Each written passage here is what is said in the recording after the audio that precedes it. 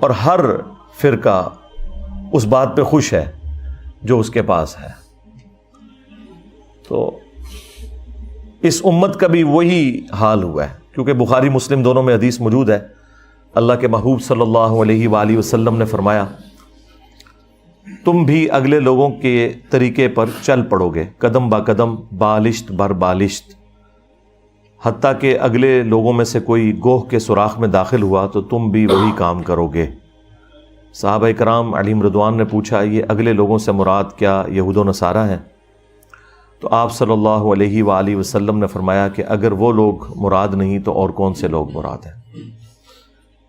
یہ بخاری اور مسلم کی متفقہ حدیث اس بات کے اوپر گواہ ہے کہ اگلی امتوں کی جو خرابیاں ہیں وہ اس امت میں بھی ٹرانسفر ہوں گی، اور وہ ہمیں ہر پہلو سے نظر آتا ہے. ڈاکٹر اشرف آصف جلالی صاحب ایک بریلوی عالم دین ہے. اب ان کے لیے یہ بخاری مسلم کی حدیث بہت بڑا امتحان ہے، کیونکہ وہ ایسے فرقے سے تعلق رکھتے ہیں کہ جن کی خرابیاں جب ہم قرآن و سنت سے ہائی لائٹ کرتے ہیں تو وہ یہ کہہ کے جان چھڑا لیتے ہیں یہ تو یہود و نصارہ کے بارے میں ہے، یہ کافروں کے بارے میں ہے.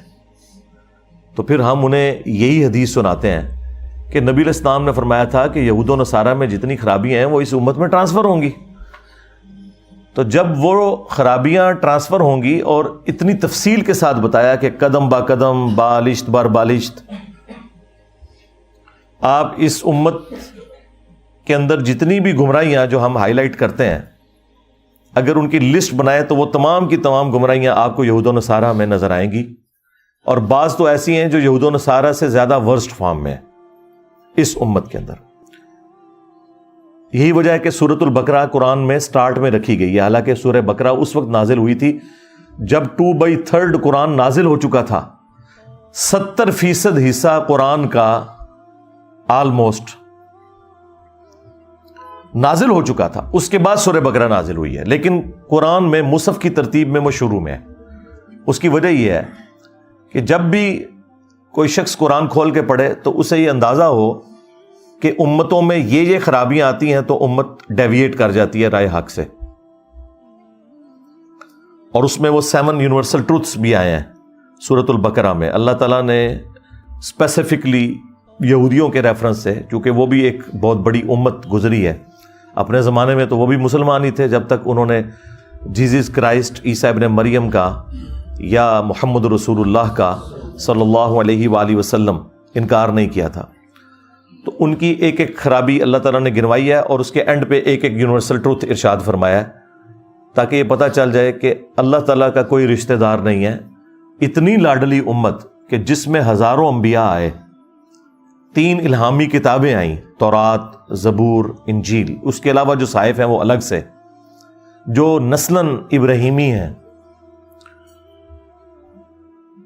ان کے اندر بھی جب خرابیاں آئیں تو اللہ تعالیٰ نے ان پر عذاب کا کوڑا مسلط کر دیا، اور قیامت تک کے لیے ضربت علیہم الذلہ والمسکنہ، وہ قیامت تک کے لیے اللہ تعالیٰ نے ان پر مقدر کر دی. پھر اللہ تعالیٰ نے یہ خیال نہیں کیا کہ یہ انبیاء کی اولاد میں سے ہیں، تو وہ نسبت ان کو کام نہیں آئی. تو ڈاکٹر اشرف آصف جلالی صاحب اس طرح کی احادیث تو ظاہر ہے ان کے لیے ایک بڑی تکلیف دہ ہیں، کیونکہ ان کی پوری ڈاکٹرن اکھڑ جاتی ہے. وہ سال میں ایک دفعہ توحید کانفرنس کرواتے ہیں اور اس کانفرنس کے اندر انہوں نے توحید بیان نہیں کرنی ہوتی، باقی ہر چیز بیان ہوتی ہے. اور بیان یہ ہوتا ہے کہ ہم نے جو بابوں کی عبادت شروع کی ہوئی ہے ان کو جو ہم نے مشکل کشا مان لیا ہے، اور وسیلہ اور توسل جو کہ جائز تھا اس کے نام کے اوپر ڈھکوسلا کھڑا کیا ہے، استغاثہ، استعانت، دعائیں مانگنا مرے ہوئے لوگوں سے جو دنیا سے جا چکے ہیں. اللہ کی جنتوں میں زندہ ہیں، دنیا سے ان کا اب کوئی تعلق نہیں ہے.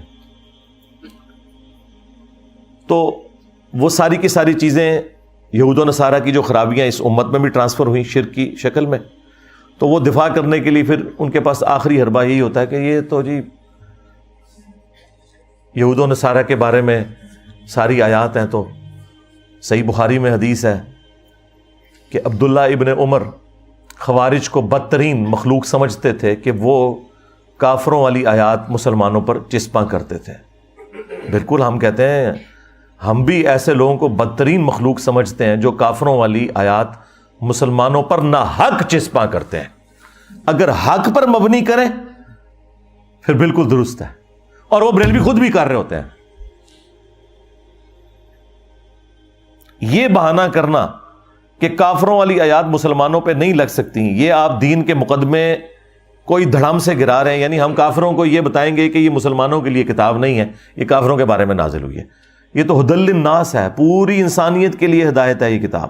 وبینات من الہدی والفرقان, اور اس میں ہدایت کے روشن دلائل ہیں, اور یہ حق اور باطل میں تمیز کرنے والی کتاب ہے. اور یہ الفرقان کا لفظ رسول اللہ کے لیے بھی آیا. صحیح بخاری میں نبی علیہ السلام کے بارے میں یہ رپورٹ ہوا کہ 2 فرشتے ان کے پاس آئے, اور نبی علیہ السلام اس وقت خواب کے عالم میں تھے. اور بخاری کی حدیث ہے کہ انبیاء کے جو خواب ہیں وہ نبوت کا 46واں حصہ ہیں. اسپیسیفکلی انبیاء کے خواب, ادر دین انبیاء بھی ہو سکتے ہیں, لیکن نبیوں کے خواب میں شیطان کو بالکل کوئی دخل نہیں ہوتی. اسی لیے تو سورہ الصافات میں ہے کہ ابراہیم علیہ السلام کو خواب میں اپنے بیٹے کی قربانی دکھائی گئی تو انہوں نے پریکٹیکلی اس کے اوپر عمل کیا. ورنہ اتنا بڑا ڈیسیژن کہ آپ بچہ اپنا قتل کر دیں, اگر خواب میں شیطان کو دخل ہوتا انبیاء کے تو وہ تو اس طرح کا کام نہ کبھی بھی کرتے. تو نبی صلی اللہ علیہ وآلہ وسلم نے خواب میں دیکھا 2 فرشتے آپس میں گفتگو کر رہے ہیں. اینڈ پہ وہ ایک فرشتہ دوسرے سے کہتا ہے محمد فرق بین الناس, محمد فرق ہے دنیا میں حق اور باطل کے اعتبار سے, لوگوں میں فرق کرنے والی ذات محمد کی ہے صلی اللہ علیہ وآلہ وسلم. اسی کو تو ہم نے عرض کیا ہے کہ میرے نبی سا ہے ہی کوئی نہیں, تیرے بابے تھے شے ہی کوئی نہیں. قرآن بھی الفرقان اور رسول اللہ بھی صلی اللہ علیہ وآلہ وسلم بھی الفرقان, حق اور باطل میں تمیز کرنے والے. تو نبی علیہ السلام کی زندگی کی جتنی بھی احادیث ہیں, آپ کے فرامین ہیں, جو قرآن آپ نے ہمیں ٹرانسفر کیا, وہ جسے فٹ اسے گفٹ. یہ بہانہ کرنا کہ جی کافروں والی آیات مسلمانوں پہ نہیں لگ سکتی, یہ آپ دین کا مقدمہ گرا رہے ہیں, اس کا تو بڑا خطرناک رزلٹ نکلے گا. یہ تو اس طریقے سے ہے کہ کوئی شخص یہ کہنا شروع کر دے کہ جو ٹریفک پولیس کے اندر بھرتی لوگ ہیں اگر وہ اشارہ توڑ دیں تو ان کے اوپر کوئی گرفت نہیں ہے, یہ صرف ان لوگوں کے لیے ہے جو ٹریفک پولیس میں نہیں. جب آپ یہ بات کریں گے تو پتہ کیا ہوگا, جو ٹریفک پولیس کا ہیڈ ہے وہ کہے گا کہ اگر میرے کسی بندے نے توڑا اس کو تو میں ڈبل جرمانہ کروں گا. کہ تو ٹریفک پولیس میں ہو کے ٹریفک کے قوانین کو توڑ رہا ہے تو تو نے اگلوں کو کیا بتانا ہے. تو مسلمان اگر قرآن و سنت کی تعلیمات کے خلاف چلے, وہ کافروں کو کس طرح اس کتاب کا پابند کر سکتا ہے جبکہ وہ خود اس کتاب کے مطابق عمل نہ کرے گی. یہی رزلٹ نکال رہے ہیں نا یہ کہ جی آیات کافروں کے بارے میں, یعنی مسلمان کام چک کے رکھیں. صرف کافروں کو ہم کہیں گے کہ انہوں نے یہ توحید کے اندر کرپشن کر لی, یہ انہوں نے انبیاء کی توہین کر لی, یہ ہم نے صرف کافروں کے اوپر چسپاں کرنی ہے. اور بات کرنا وہ بخاری سے عبداللہ ابن عمر کا قول, بھائی عبداللہ بن عمر نے بالکل ٹھیک فرمایا. خوارج صحابہ کرام کے اوپر کافروں والی آیات لگا رہے تھے, وہ تو جرم کر رہے تھے نا. صحابہ کرام میں تو وہ خامیاں موجود نہیں تھیں. انہوں نے مولا علی علیہ السلام کو کافر کہا, نعوذ باللہ, خوارج نے. تو ظاہر ہے کہ جو کافروں والی آیات تھی وہ مولا علی کے اوپر اگر کوئی لگائے گا تو ہم اسے گمراہی سمجھیں گے نا, اسے کافر ہی سمجھیں گے نا, وہ بدترین مخلوق ہی ہوگا نا. لیکن اگر کسی شخص کے اندر منوان وہ خرابیاں موجود ہیں تو اب ہم اسے قرآن سے ہی حوالہ دیں گے نا. اگرچہ قرآن میں شان نزول کچھ بھی ہو, اس سے کوئی فرق نہیں پڑتا, جسے فٹ اسے گفٹ. دنیا میں آپ اس کو مثال سے سمجھیں, ٹریفک سگنل جو ہے جب گرین ہوتا ہے تو گاڑی چل پڑتی ہے, ریڈ پہ کھڑی ہو جاتی ہے. اب کوئی شخص اس چکر میں پڑ جائے کہ جی اس کا شان نزول کیا ہے, کسی کے دماغ میں یہ کیسے ہی بات آئی ہے کہ ریڈ کے اوپر کھڑے ہونا ہے اور گرین پہ چلنا ہے. چلیں یہ ایک اچھی ہسٹوریکل ڈسکوری تو ہو سکتی ہے, لیکن اس میں سے کیا اینڈ رزلٹ یہ نکلے گا کہ آپ نے ریڈ کے اوپر چلنا شروع کر دینا ہے اور گرین کے اوپر کھڑے ہونا شروع کر دینا ہے؟ یہ ہوگا؟ تو یہ صرف علمی شہوت پوری کرنے والی بات ہے جی. ایس آیت دا شان نزول لبو جی, حدیث دا شان نزول لبو. او بھائی حدیث کا آیت کا شان نزول کچھ بھی ہو, حکم قیامت تک باقی ہوتا ہے. اگر تیمم کی آیات نازل ہوئی ہیں نا, وہ صحیح بخاری میں آیا کہ سیدنا ابو بکر صدیق رضی اللہ تعالیٰ عنہ کو کچھ صحابہ آ کے کہتے ہیں کہ یہ آل ابی بکر کی برکت ہے کہ تیمم کی آیات نازل ہوئی جب سیدہ عائشہ کا وہ ہار گھوم گیا تھا اور ایسی جگہ پڑاؤ تھا کہ وہاں پانی ارینج نہیں ہو سکا, تو تیمم کی آیات نازل ہوئی. تو یہ واقعہ اگر کسی کو نہ بھی پتا ہو تب بھی تیمم کا طریقہ وہی رہے گا جو قرآن میں لکھا ہوا ہے, کیونکہ تیمم کی آیات تو اب آفاقی ہے نا قیامت تک کے لیے, وہ تو نہیں چینج ہونی. وہ چاہے سفر میں ہو, چاہے بیماری میں ہو, چاہے کوئی سورج نکلنے میں 5 منٹ رہ گئے اور وہ اٹھا ہے اور اس پہ غسل فرض ہے, تو وہ بھی تیمم کر کے نماز پڑھ لے گا اپنا ٹائم مینیج کرنے کے لیے. وہ احکامات تو اب جنرل ہو گئے. ٹریفک سگنل میں اگر بلڈ کی وجہ سے کسی نے سرخ کلر کے اوپر رکنا رکھ لیا ہے اور گرینری کی خوبصورتی کی وجہ سے یہ رکھ لیا ہے کہ اس پہ ٹریفک چل پڑے گی, تو یہ ایک اچھی علمی انفارمیشن تو ضرور ہو سکتی ہے, لیکن اس کا اینڈ رزلٹ وہی نکلے گا جو پہلے دن تھا. یہ اصل میں جو ہمارے بریلوی مکتب کے لوگ ہیں یا اہل تشیع مکتب کے لوگ, ان کے جو سٹانچ قسم کے علماء ہیں, وہ پبلک کو دھوکہ ان چیزوں کے اوپر دیتے ہیں کہ نہیں جی نہیں, یہ دیکھنا ہے کہ کافروں کے بارے میں آیات ہیں یا مسلمانوں کے بارے میں. تو اللہ کے بندوں, اس وقت تو کامل الایمان مؤمنین تھے.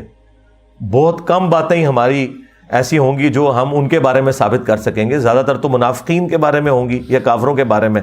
تو پھر قرآن جو ہے اس کا مطلب ہے اس کو پھر 500 صفوں سے ہم 5 صفوں کے اوپر لے آئیں, یہ کتنی نان سینس بات ہے. حالانکہ پریکٹیکلی بریلوی خود یہ سب کچھ کر رہے ہوتے ہیں. وہ میں آپ کو بعد میں مثالیں دیتا ہوں کہ کہاں کہاں یہ کر رہے ہوتے ہیں. پہلے اس حدیث کی طرف آئیں جو میں نے بیان کی بخاری مسلم سے, کہ ڈاکٹر اشرف آصف جلالی صاحب کہتے ہیں کہ جی یہ جو حدیث ہے نا کہ تم بھی اگلے لوگوں کی پیروی کرو گے قدم با قدم, بالشت بر بالشت, حتیٰ کہ ان میں سے کوئی گوہ کے سوراخ میں داخل ہوا تو تم بھی یہی کرو گے. تو ان کا یہ حدیث تو ٹھیک ہے, بخاری مسلم میں ہے, لیکن اس سے مراد یہود و نصارہ کا فیشن ہے. اچھا, یہ قرآن میں کہاں لکھا ہوا ہے کہ یا حدیث کے اندر کہ جو یہود و نصارہ کے فیشن والی آیتیں ہیں, ہائے میں صدقے جاواں کہ دماغ اس گل آئی ہے, اور جو ان کے فیشن والی حدیثیں ہیں وہ آپ مسلمانوں پہ لگا سکتے ہو, اس وقت تم لوگ جو ہے خوارج کی طرف بدترین مخلوق نہیں ہوگے؟ کیوں لگاؤ گے؟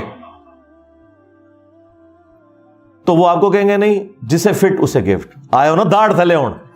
ہاں, وہ کہتے ہیں فیشن کے بارے میں, ویسے نہیں.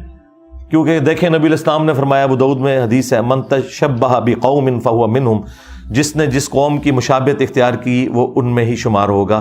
تو اس سے مراد ظاہر ہے وہ فیشن کی طرف اشارہ تھا. اچھا جی, وہ فیشن کیا ہے؟ کہیں گے جی پینٹ شرٹ ٹائی. حالانکہ پینٹ شرٹ اور ٹائی کا کوئی لینا دینا ہی نہیں یہود و نصارہ کے ساتھ. پینٹ شرٹ اور ٹائی جو ہے وہ ہندو بھی استعمال کرتے ہیں, سکھ بھی کرتے ہیں, جیوز بھی کرتے ہیں, کرسچن بھی کرتے ہیں, سارے کرتے ہیں. اس کا تعلق کسی مذہبی ایکٹیویٹی کے ساتھ ہے ہی نہیں ہے. اس کے اوپر تو یہ چیزیں فٹ ہی نہیں ہوتی. اچھا, اور ان کا دین من تشبہ بقوم فہو منہم, وہ پینٹ سے شروع ہو کے ٹائی پہ ختم ہوتا ہے. اور جو 76 موبائل انہوں نے بڑے بڑے رکھے ہوئے ہیں اسمارٹ فون, مریدوں کے پیسوں کے, یہ اجمیشی والوں نے بنائے, یہ بغداشی والوں نے بنائے ہیں یہ موبائل, یہ بھی تو یہود و نصارہ نے بنائے ہوئے ہیں. اس وقت بھی کاروبار ان کے ہاتھ میں ہے. تو اس سے مشابہت لازم نہیں آتی. اور جو پیچھے باڈی گارڈ رکھے ہوئے ہیں جنہوں نے بڑی بڑی وہ کلاشنکوف پکڑی ہوئی ہیں, بریلی شریف کی بنی ہوئی, ہاں, وہ یہود و نصارہ کا فیشن نہیں ہے. اور پھر آ کے یہاں پہ فٹ کریں گے. اور بھائی فیشن کا معاملہ نہیں ہے, ہر وہ چیز جو کسی بھی قوم کی یا مذہب کی مذہبی ایکٹیویٹی میں ہے اور وہ اسلام کے خلاف ہے, اسے اڈاپٹ کرنے میں یہ چیز فال کرے گی. اور دوسرا جو عقائد ہیں وہ بھی فال کریں گے. اب میں ان کو ان کی زبان میں جواب دوں گا. انہوں نے کہا تھا نا شان نزول آیات اور احادیث کا پیش کریں, تو سن لیں یہ جو حدیث ہے نا بخاری مسلم کی کہ تم بھی یہود و نصارہ کے طریقے پہ چل پڑو گے قدم با قدم بالشت بار بالشت, اس کا شان نزول بھی موجود ہے جامعہ ترمذی کے اندر. جامع ترمذی میں ایک حدیث موجود ہے، مشکات کے اندر بھی، اور امام ترمذی نے خود اس حدیث کو صحیح کہا ہے کہ غزوہ حنین کے موقع پر، فتح مکہ کے بعد آلموسٹ 3-4 مہینے کے بعد، یہ مشرکین عرب سے آخری جنگ تھی نبی علیہ السلام کی اور صحابہ کرام کی۔ غزوہ حنین کے موقع پر اللہ کے محبوب علیہ السلام اپنے صحابہ کے ساتھ ایک جگہ سے گزر رہے تھے، تو راستے میں ایک درخت آیا جسے ذات انوات کہا جاتا تھا، اور مشرکین عرب کا یہ عقیدہ تھا کہ جو بھی اس کے ساتھ اپنا اسلحہ ٹچ کر لے یا اپنی تلوار تھوڑی دیر کے لیے اس درخت پہ لٹکا لے، اسے جنگ میں فتح ہو جائے گی۔ بعض صحابہ کرام نے حضور سے یہ کہہ دیا، یا رسول اللہ آپ بھی ہمارے لیے کوئی ایسا درخت مقرر کر دیں کہ ہم بھی اس سے برکت حاصل کر لیں۔ اندازہ کریں یہ بات صرف سننا تھی، نبی علیہ السلام نے اس بات کے اوپر فتویٰ کیا لگا دیا، وہ آپ سنیں گے تو آپ کو پتہ چل جائے گا کہ یہ لوگ کتنا دھوکہ دیتے ہیں کہ جی یہ آیات جو ہیں وہ کافروں کے بارے میں، مسلمانوں پہ بھی نہیں لگ سکتی۔ نبی علیہ السلام نے کافروں والی باتیں اپنے صحابہ کے اوپر خود لگا دی۔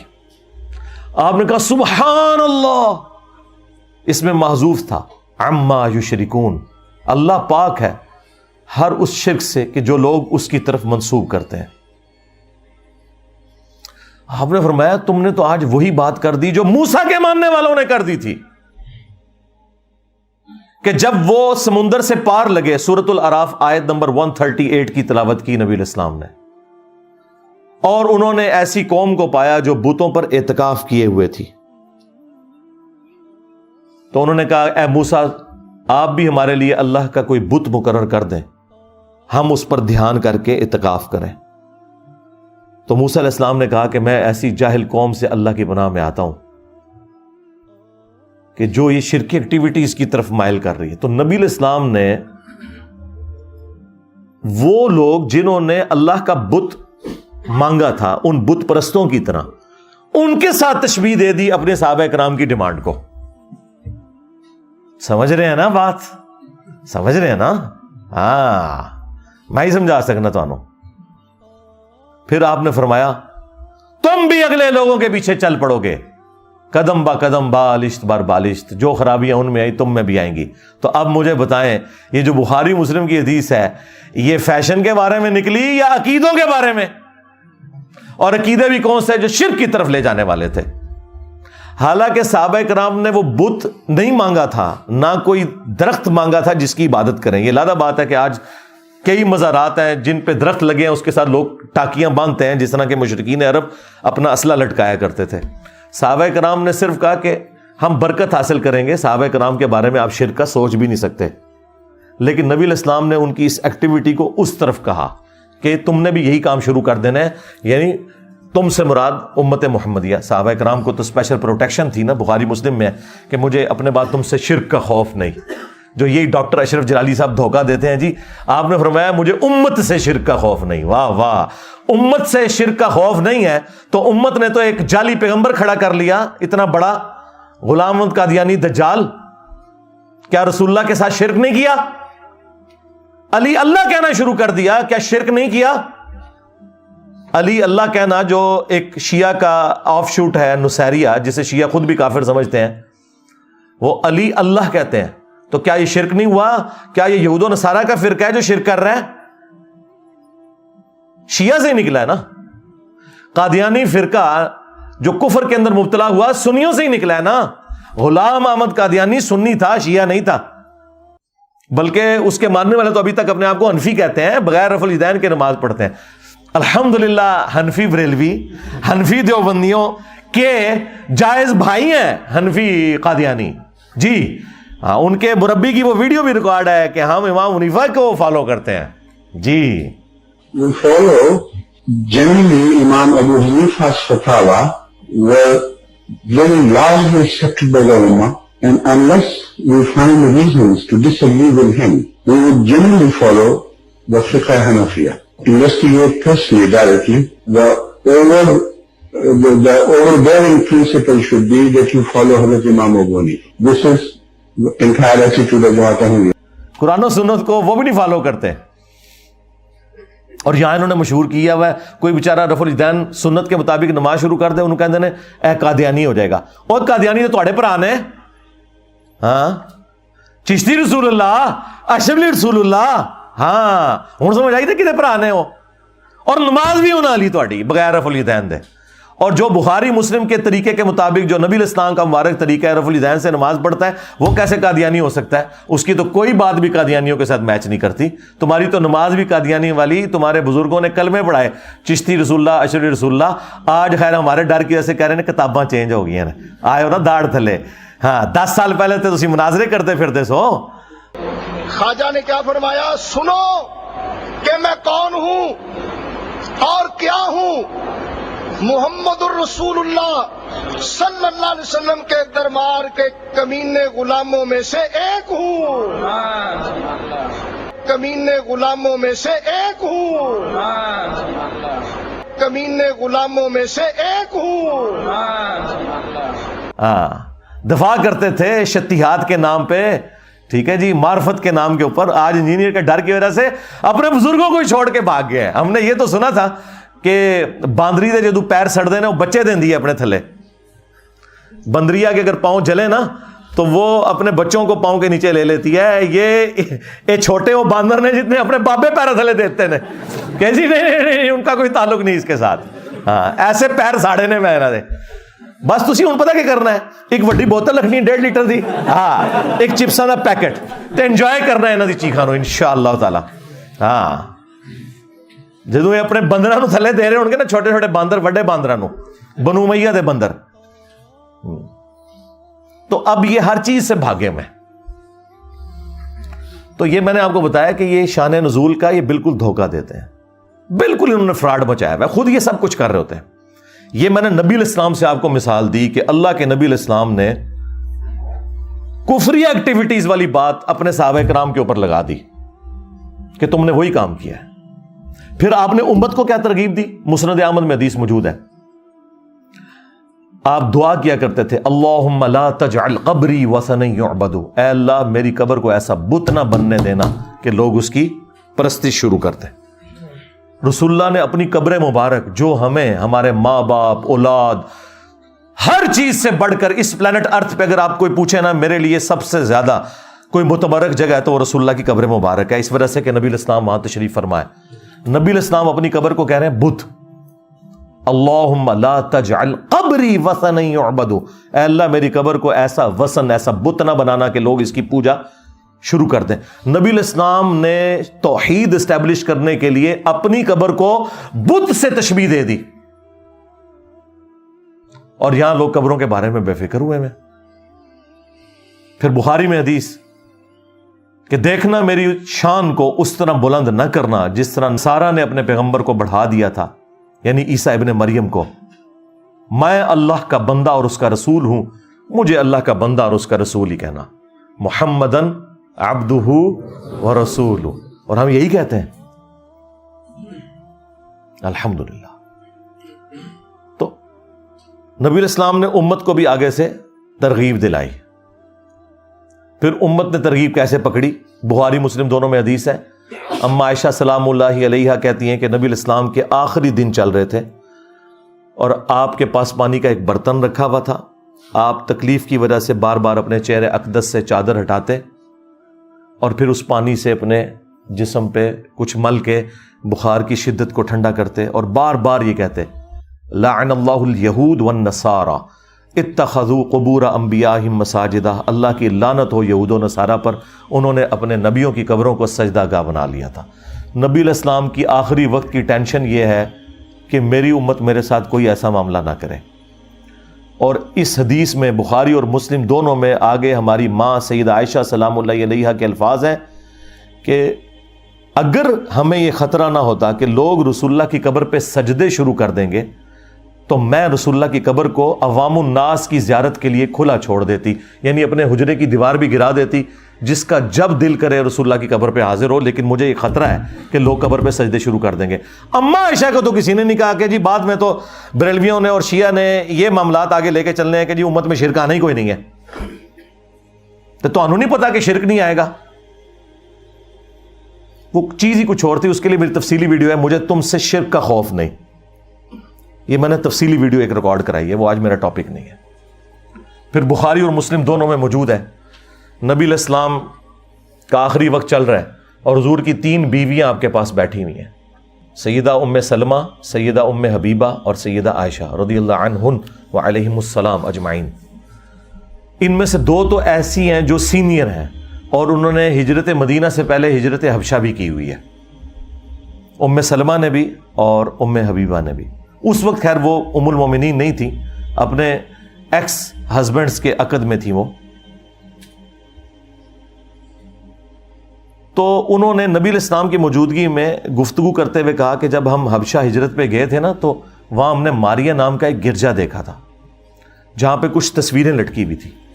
بخاری مسلم کے الفاظ ہیں کہ حضور تکلیف کی وجہ سے, اور آپ کا آخری وقت آیا ہوا ہے, تکلیف کے عالم میں بھی ایک دم جب یہ بات سنی نا تو فوراً آپ متوجہ ہوئے. آپ نے فرمایا ان کی یہی تو خرابی تھی, جب ان کا کوئی نیک بندہ یا پیغمبر مر جاتا تھا نا تو وہ اس کی قبر کے اوپر تصویریں لٹکا دیتے تھے, مسجدیں بنا لیتے تھے, پھر پوجا شروع کر دیتے تھے. قیامت کے دن وہ لوگ بدترین مخلوق ہوں گے.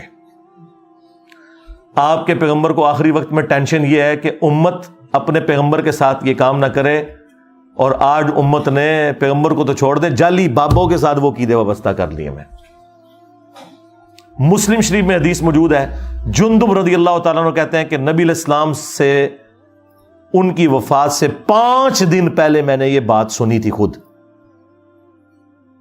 کہ دیکھنا اگلے لوگوں میں سے جب کوئی بندہ فوت ہو جاتا تھا, کوئی پیغمبر فوت ہو جاتا تھا, تو لوگ اس کی قبر پہ سجدے شروع کر دیتے تھے, میرے ساتھ تم نے یہ کچھ نہیں کرنا, میں تمہیں منع کرتا ہوں. یار کسی بریلوی نے جو ادھر موجود تھے حضور کے زمانے میں, حضور کو یہ نہیں کہا یا رسول اللہ آپ نے تو خود ہی کہا امت نے شرک نہیں کرنا, یہ آپ کو آخری وقت میں ٹینشن کیوں پڑی ہوئی ہے؟ حضور کو پتا تھا کہ یہ ساری خرابیاں امت میں آئیں گی.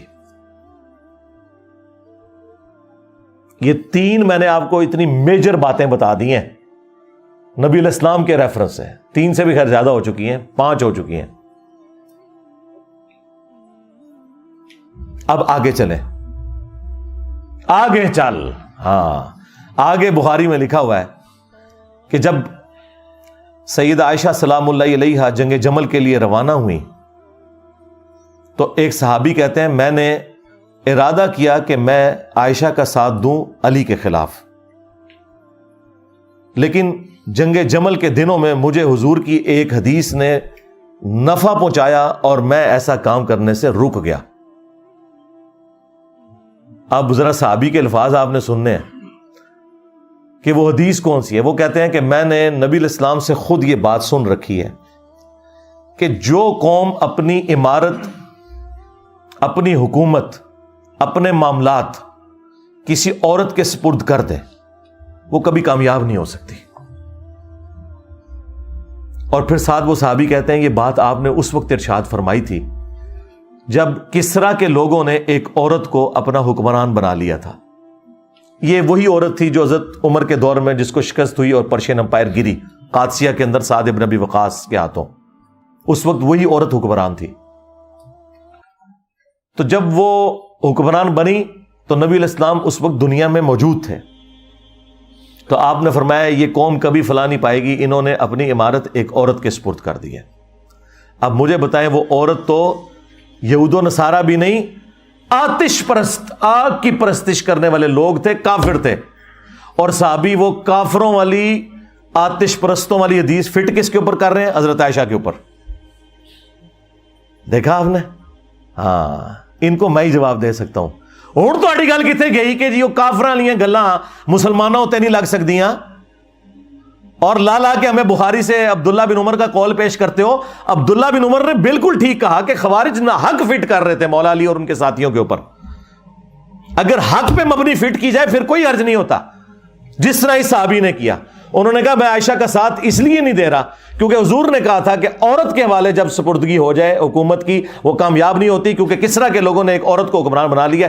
ایک آتش پرست عورت جب حاکمہ بنی اس کی مثال سیدہ عائشہ کے حوالے سے فٹ کر کے وہ صحابی حضرت عائشہ سلام اللہ علیہا کی سپورٹ سے پیچھے ہٹ گئے. اس کا مطلب ہے صحابہ کرام کا بھی یہی عقیدہ تھا جو انجینئر صاحب کہہ رہے ہیں. کیا؟ جسے فٹ اسے گفٹ. آمدہ تسی گل کرو شان نزول دی. ہاں اچھا یاد رکھیں ایک چیز کانٹیکسٹ ہوتی ہے, کانٹیکسٹ کو آپ نے ضرور فالو کرنا ہے, وہ اس کے بغیر بات سمجھ نہیں آتی. کانٹیکسٹ کو فالو کرنا ضروری ہے, جس کو آپ اردو میں کہہ لیں سیاق و سباق, وہ دیکھنا ضروری ہے, کیونکہ اس کے بغیر پھر گمراہی پھیل جاتی ہے, کیونکہ اس کا مس یوز یہ لوگ پھر اس اعتبار سے بھی کرتے ہیں. اچھا یہاں تو یہ ماننے کے لیے تیار نہیں ہوتے نا, اور جب ان کی اپنی باری آتی ہے پتہ ہے ان کی حالت کیا ہے, وہ کہتے ہیں جی قرآن میں لکھا ہے وَلَوْ أَنَّهُمْ إِذْ ظَلَمُوا أَنفُسَهُمْ جَاءُوكَ, سورہ النساء آیت نمبر 64. جب اپنی جانوں پر ظلم کر بیٹھو تو رسول اللہ کے پاس حاضر ہو, پھر حضور آپ کے لیے دعا کریں گے تو آپ کی مغفرت ہو جائے گی. ہم کہتے ہیں یار اس کا کوئی لینا دینا ہی نہیں ہے حضور کی قبر اطہر پہ جا کے مانگنے کے ساتھ, یہ آپ لوگ کیا کر رہے ہیں. وہ کہتے ہیں نہیں نہیں قرآن کی آیات آفاقی ہیں. واہ واہ واہ واہ. جب ہم توحید کے حوالے سے آپ کے اوپر گرفت کریں پھر آپ کو عبداللہ بن عمر کا قول یاد آ جائے, اور جب ہم یہاں بات کریں تو پھر آپ کہیں گے جی آفاقی ہیں. دیکھا ہے ایک ٹکٹ میں دو مزے کرتے ہیں, میں نے ان کے دونوں ہی مزے خراب کر دیے, نہ یہ مزہ کرنے دوں گا نہ یہ. تو پھر ہم انہیں سمجھاتے ہیں کہ بالکل ہم آپ کے ساتھ ہیں, قرآن کی آیات آفاقی ہیں لیکن سیاق و سباق کے ساتھ, کانٹیکسٹ کے ساتھ. شان نزول کو چھوڑ دیں, وہ کیا تھا, سیاق و سباق کیا ہے اس کا, تو وہ قرآن کے اندر موجود ہوتا ہے. سیاق و سباق باہر نہیں ہوتا, شان نزول باہر ہوتا ہے, اور کانٹیکسٹ جو ہے وہ قرآن کے اندر ہے, وہ سمپل کانٹیکسٹ ہے. سورہ النساء میں منافقین کے بارے میں ذکر ہو رہا ہے جو اوپر سے کلمہ گو تھے اندر سے کافر تھے. نبی علیہ السلام ان کے صحابہ کو اہل البیت کو اپنی زبانوں سے تکلیفیں دیتے تھے, کبھی حضور سے فیصلہ کرواتے تھے, پسند نہ آیا تو جا کے طاغوت کے پاس فیصلہ کروا لیتے تھے. یہودیوں سے انہوں نے دوستیاں گانٹھی ہوئی تھی, اوپر سے کلمہ گو تھے, قانوناً صحابہ بھی تھے وہ. تو ان کے بارے میں آیا کہ یہ جو طاغوت کے پاس جا کے فیصلہ کرواتے ہیں نا, جو انہوں نے اب اپنی جانوں پہ یہ ظلم کیا ہے نا کہ اللہ کے نبی کے حاکم ہوتے ہوئے انہوں نے جا کے کافروں سے فیصلے کروائے ہیں, تو اب ان کو چاہیے کہ آگے حضور سے معافی مانگے اور حضور ان کے لیے مغفرت کی دعا کریں, پھر اللہ تعالیٰ انہیں معاف کر دے گا. اب مجھے بتائیں اس سے کیا تعلق ہے کوئی شخص قبر رسول سے جا کے مانگنا شروع کر دے صلی اللہ علیہ وآلہ وسلم. یہ چیز ہی کچھ اور تھی. اور اگر کوئی کہتا ہے یہ آفاقی ہے تو سرکار چھوڑ دو. پھر ہم یہ بات کریں گے کہ جب خلافت کا جھگڑا ہوا جو بخاری مسلم میں آیا, جھگڑے سے مراد ہے علمی اختلاف, کوئی وہ تلواریں نہیں نکلی, سقیفہ بنی ساعدہ والا, تو حضرت ابوبکر اور حضرت علی کو تو وام بھی نہیں آیا کہ جی قرآن میں آیا کہ اپنے فیصلوں میں آپ نے رسول اللہ کو حاکم ماننا ہے, جو سورہ النساء کی آیت نمبر 65 ہے, اور 64 میں آیا کہ رسول اللہ کی بارگاہ میں حاضر ہو اور ان سے مغفرت کرواؤ. تو آئیں قبر رسول سے جا کے فیصلہ کروا لیتے ہیں, اور قبر رسول تک تو بات ہی نہیں پہنچی تھی. نبی علیہ السلام کی تو میت مبارک 3 دن تک باہر رکھی رہی ہے, چونکہ صحابہ کرام نے جنازہ پڑھنا تھا آپ کا ٹولیوں کی شکل میں.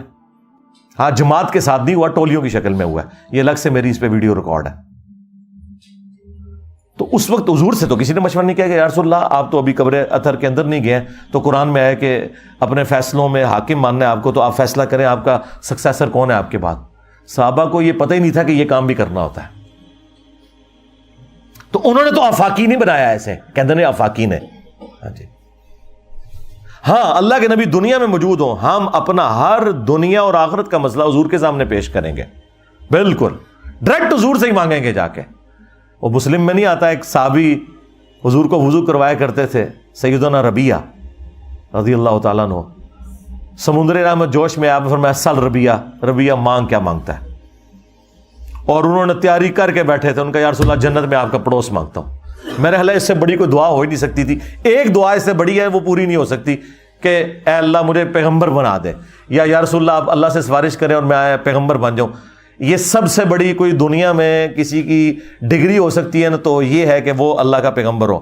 اس کے بعد اگر کوئی ڈگری ہے اس کائنات میں تو یہ ہے کہ وہ اللہ کے نبی علیہ السلام کا پڑوسی بن جائے جنت میں.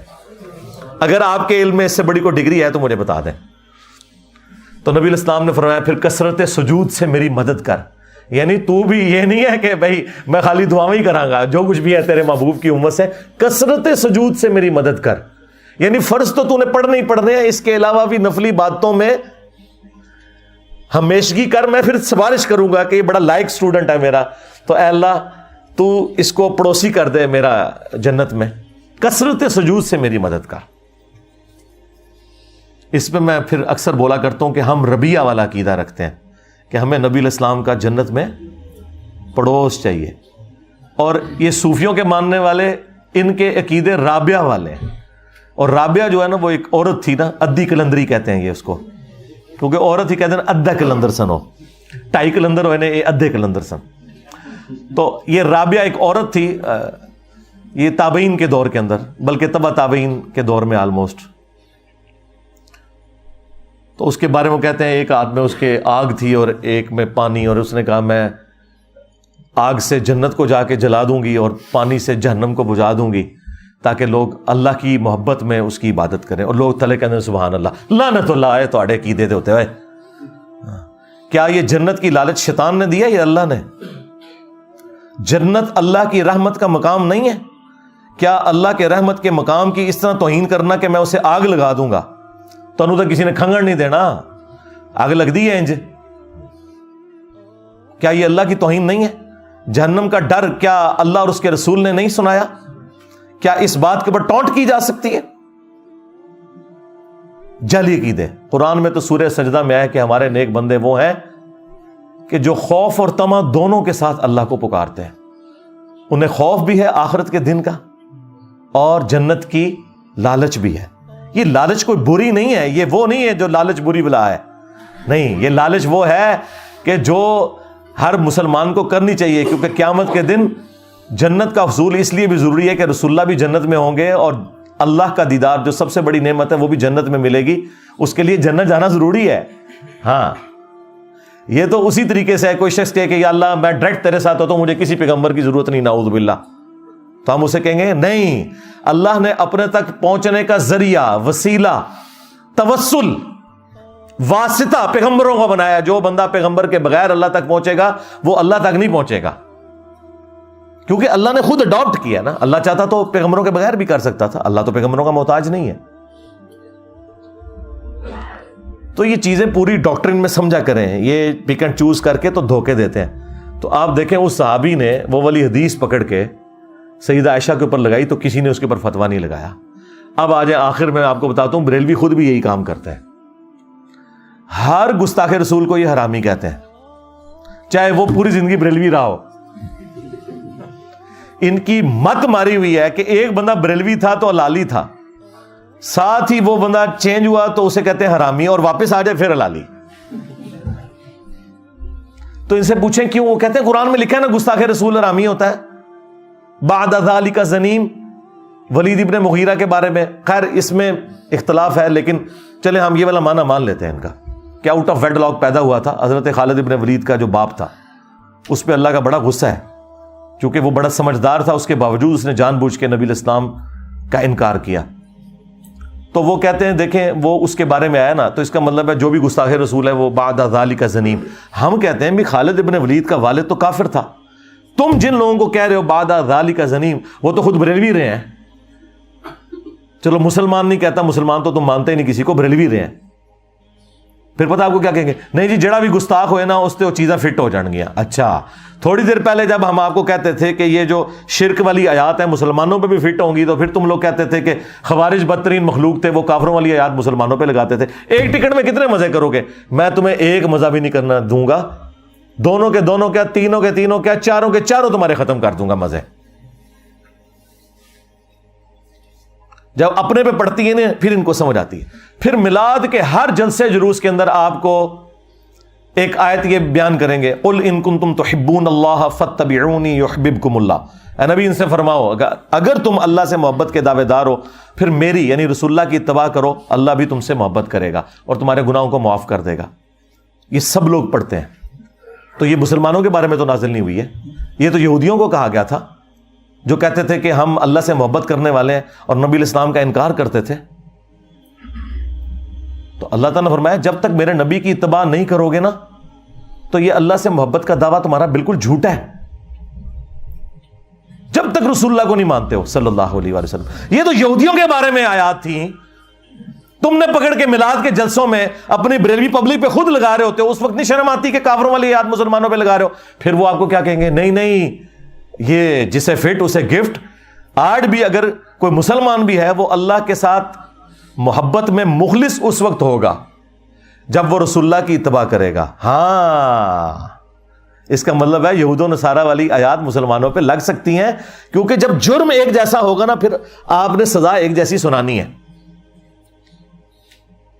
ظاہر صحابہ کرام کو تو نہیں اللہ تعالیٰ کہہ رہا تھا کہ تم اگر اللہ سے محبت کے دعوے دار ہو تو میرے نبی کی پیروی کرو. اور اللہ کے بندو, صحابہ کرام کا تو دین رسول اللہ سے سٹارٹ ہوتا تھا اور اللہ تک پہنچتا تھا. انہوں نے تو حضور کو ماننا ہے تو اللہ کو ماننا ہے. ان کو تو یہ بتانے کی ضرورت ہی نہیں ہے کہ آپ نے حضور کی اتباع کرنی ہے. لاجیکل سپیکنگ انہوں نے تو نبی علیہ السلام کی وجہ سے اللہ تعالیٰ کو پہچانا تھا. پہلے تو وہ لوگ کون تھے؟ بت پرست تھے. ان کو تو اللہ کا تعارف ہی حضور کی وجہ سے ہوا. ان کو تو اللہ نے نہیں کہنا تھا نا, یہودیوں کو کہا جا رہا تھا. یہ فٹ کرتے ہیں, کہتے ہیں جی وہ دیکھیں آج بھی محبت کا معیار یہی ہے. یہ لادہ بات ہے کہ محبت بس اتنی ہے آیت بیان کرنے تک. اس میں یہ نہیں تھا کہ اگر تم اللہ سے محبت کرتے ہو تو نبی کے نام کے نعرے لگاؤ. اس میں تھا کہ اتباع کرو, اور اتباع کہتے ہیں محبت کے ساتھ پیروی کرنے کو. اور اس کا مطلب آپ کو پتا کیا ہے؟ اس کا مطلب یہ ہے کہ پوری دنیا ایک طرف ہو, اللہ اور اس کے رسول کے احکامات دوسری طرف, تو آپ کے لیے ٹاپ پرائرٹی یہ ہونی چاہیے جو سورہ توبہ کی آیت نمبر 24 میں اللہ تعالیٰ نے 8 چیزیں گنوائی ہیں اور اس کے مقابلے میں 3 چیزیں. دنیا کی ساری چیزیں 8 چیزوں میں گنوا کے اللہ تعالیٰ نے کہا کہ یہ اگر چیزیں بھاری ہوگی نا ان 3 چیزوں سے, کس سے؟ اللہ اور اس کے رسول کی محبت اور اللہ کی راہ میں جہاد کرنے سے, پھر اللہ کے عذاب کا انتظار کرنا. اللہ اور اس کے رسول سے بڑھ کے کوئی چیز نہیں ہو سکتی. اور بخاری مسلم دونوں میں حدیث ہے کہ اس نے ایمان کی حلاوت چکھ لی جس میں 3 نشانیاں ہیں. نمبر 1, اللہ اور اس کے محبوب علیہ السلام اسے پوری دنیا میں سب سے بڑھ کر محبوب ہوں. نمبر 2, کفر کی طرف لوٹایا جانا اس کے لیے اتنا ہی مشکل ہو جائے جتنا زندہ آگ میں جلایا جانا. اور نمبر 3, اس کی دوستی اور دشمنی کا معیار صرف اللہ کی ذات ہو. ہاں, اور پھر بخاری مسلم کی وہ حدیث, تم میں سے کوئی شخص اس وقت تک مؤمن ہی نہیں ہو سکتا جب تک کہ میں اسے اس کے ماں باپ اولاد سب لوگوں سے بڑھ کر عزیز نہ ہو جاؤں.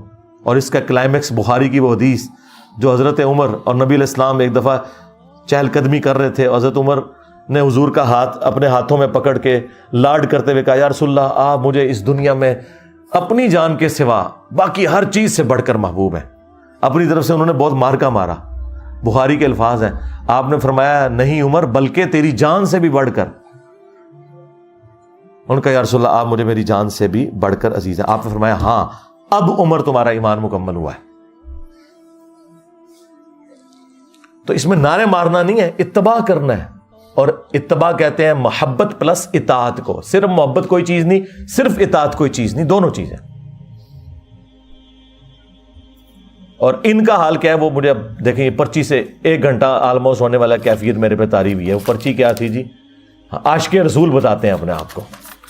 تو ان کا عشق رسول کا یہ حال ہے کہ آپ انہیں آیت پیش کریں, حدیث پیش کریں, یہ کہتے ہیں جی بزرگ فرماتے ہیں. پھر میں نے یہی کہنا نا بابے دشاہی کوئی نہیں. ظاہر ہے اللہ رسول کے مقابلے میں یہ جو حدیث ہے کہ تم مومن ہی نہیں ہو سکتے جب تک کہ میں تمہیں تمہارے ماں باپ اولاد سب لوگوں سے بڑھ کر عزیز نہ ہو جاؤں, تو پھر نبی علیہ السلام کے مقابلے پر ماں باپ ہوں. ماں باپ کوئی شاہی نہیں, سیدھی سی بات ہے. مولوی کٹنگ کلپ تاکہ تیری پھر کتے علی ہو پہ. پوری دنیا کوئی چیز ہی نہیں, بیوی بچے تو شاہی کوئی نہیں, بابے تو شاہی کوئی نہیں اللہ اور اس کے رسول کے مقابلے کے اوپر.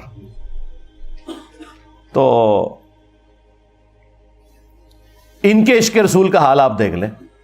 ان کے سامنے آپ آیت حدیث پیش کریں, وہ کہتے ہیں نہیں بزرگوں کو نہیں سمجھ آیا قرآن و حدیث. اور سرکار نہیں سمجھ آیا نا, سمجھ لو نا, سمجھ رہے ہیں نا, کوئی نہیں سمجھ آیا.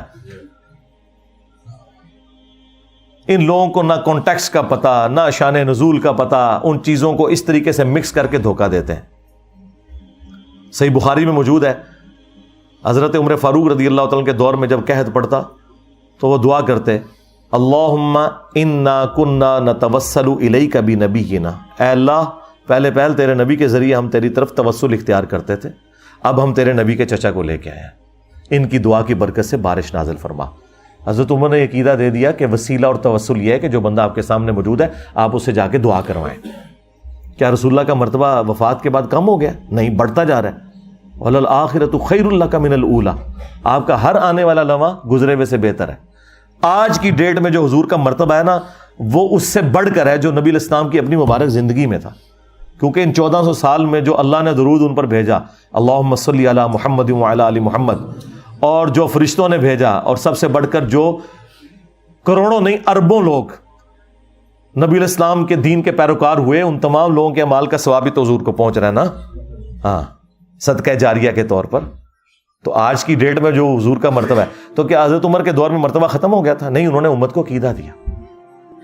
یہ کیا کرتے ہیں؟ حدیثیں پکڑتے ہیں حضور کی مبارک زندگی کی اور لگاتے ہیں پھر بعد میں، یا کہ وہ جعلی روایت جو ابن کثیر نے نقل کی، اس کے اوپر میں نے پورا پوسٹ مارٹم کیا، قبر رسول پہ جا کے مانگنا. وہ کہتے ہیں جی وَلَوْ أَنَّهُمْ إِذْ ظَلَمُوا أَنفُسَهُمْ جاؤ کا پڑھا تھا.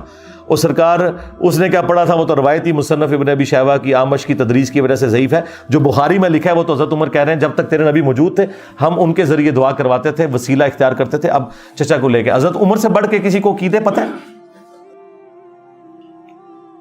بخاری میں حدیث ہے ایک صحابی کی پنڈلی کی ہڈی ٹوٹ گئی، انہوں نے اپنی پگڑی اس پہ باندھی، حضور کے پاس آیا، حضور نے کسی کام سے بھیجا ہوا تھا. آپ نے پوچھا یہ کیا ہوا؟ رسول اللہ واپسی پہ قلعے سے چھلانگ لگائی تو ہڈی ٹوٹ گئی تو میں نے اپنی پگڑی باندھ لی. آپ فرمایا ادھر کر، ہاتھ پھیرا، بالکل ٹھیک ہو گیا. وہ کہتے ہیں اس طرح ہو گئی کہ جس طرح کبھی ٹوٹی ہی نہیں تھی.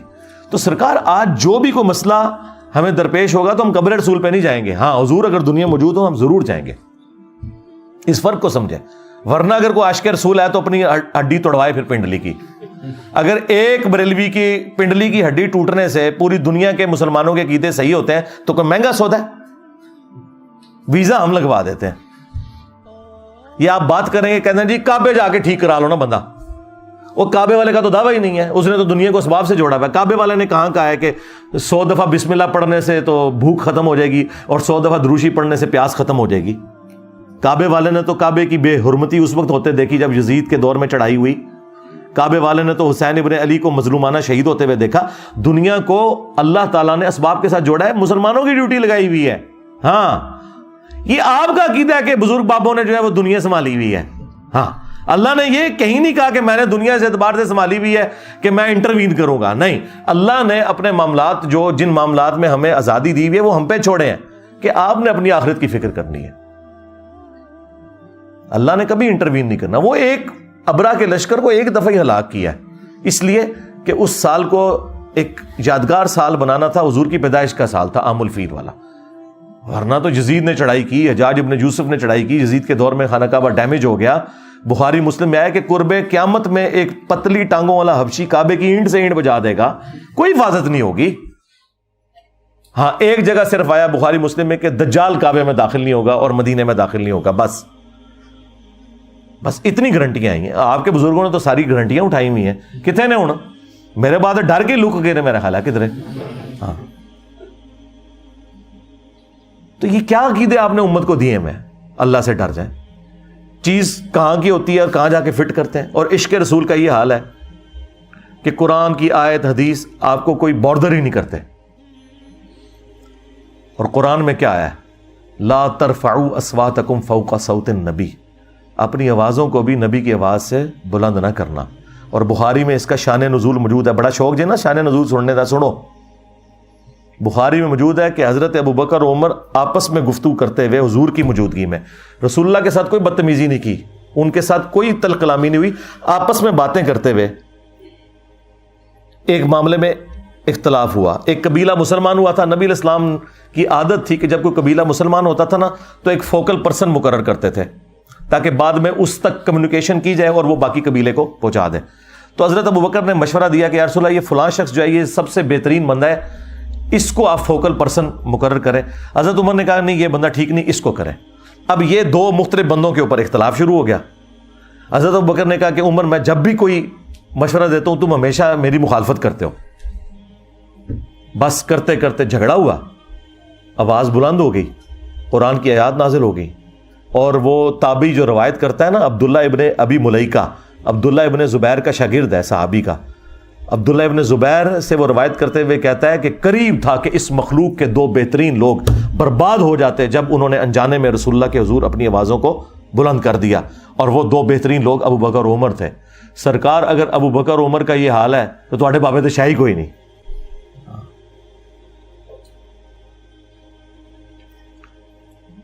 تو جب یہ آیات نازل ہوئی کہ جنہوں نے حضور کی آواز سے بھی آواز بلند کی ان کے اعمال اکارت ہو جائیں گے، انہیں خبر بھی نہیں ہوگی، یعنی توبہ کی توفیق بھی نہیں ملے گی۔ تو اس کے بعد صحابہ کرام حضور کے ساتھ اتنی آہستہ آواز میں بات کرتے تھے کہ بخاری کے الفاظ ہیں، عبداللہ ابن زبیر کہتے ہیں حضرت عمر کی تو آواز اتنی کم ہوگی کہ حضور کو بعض کا سنائی نہیں دیتی تھی، آپ کہتے تھے اونچا بولو مجھے آواز نہیں آ رہی۔ تو پھر اگلی آیات نازل ہوئی، ان الذین یغضون اصواتهم عند رسول اللہ، بے شک جو لوگ رسول اللہ کے حضور اپنی آوازوں کو پست رکھتے ہیں یہی وہ لوگ ہیں جن کے دلوں کو اللہ نے تقوی کے لیے چن لیا ہے، ان کے لیے مغفرت اور اجر عظیم ہے۔ اللہم اجعلنا منہم مع النبیین والصدیقین والشہداء والصالحین، آمین۔ اور آج بھی روزہ شریف کے اوپر یہ آیات لکھی ہوئی ہیں، ہاں سبحان اللہ۔ وہ تین بڑی بڑی جالیاں ہیں نا، ایگزیکٹ جہاں قبر رسول ہے نا صلی اللہ علیہ وآلہ وسلم، جو بڑا سا ایک انہوں نے رنگ بنایا ہوا ہے، اس کے ساتھ دو چھوٹے رنگ ہیں ابو بکر عمر، تو ان جالیوں کے اوپر یہ لکھا ہوا ہے لا ترفعوا اصواتکم فوق صوت النبی، کیونکہ آج بھی رسول اللہ کی قبر کے پاس آواز بلند کرنا یہ گستاخی ہے۔ ایون حاج عمرے کی کتاب جو مفتی اعظم سعودیہ نے نکالی ہے اس میں لکھا ہے کہ نبی علیہ السلام اپنی وفات کے بعد بھی اسی طرح قابل احترام ہے جس طرح اپنی زندگی میں تھے، قبر رسول کے پاس بھی آپ آواز بلند نہیں کر سکتے۔ تو سینٹر والی جالیوں پہ یہ آیت لکھی ہے، اور جو باب السلام کی طرف سے جب آپ انٹر ہوتے ہیں تو یہ سینٹر والی جالیوں کے ساتھ جو یہ والی پہلے جو جالیاں آتی ہیں ان کے اوپر وہ آیت لکھی ہے ان الذین یغضون اصواتهم عند رسول اللہ، بے شک جو لوگ اپنی آوازیں پس رکھتے ہیں رسول اللہ کے حضور ان کی دلوں کو اللہ نے تقوی کے لیے چن لیا، ان کے لیے مغفرت اور اجر عظیم ہے۔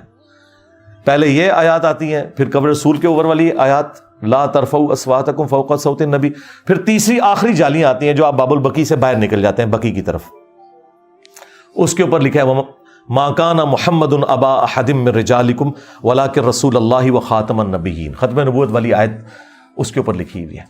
اب تو انہوں نے بڑی خوبصورت کر کے نئی وہ ساری بنا دی ہیں کنسٹرکشن، اور ترکیوں کے دور میں بھی یہی تین آیات لکھی ہوئی تھی، انہوں نے اسی کا ہی ریپلیکا بعد میں بنایا۔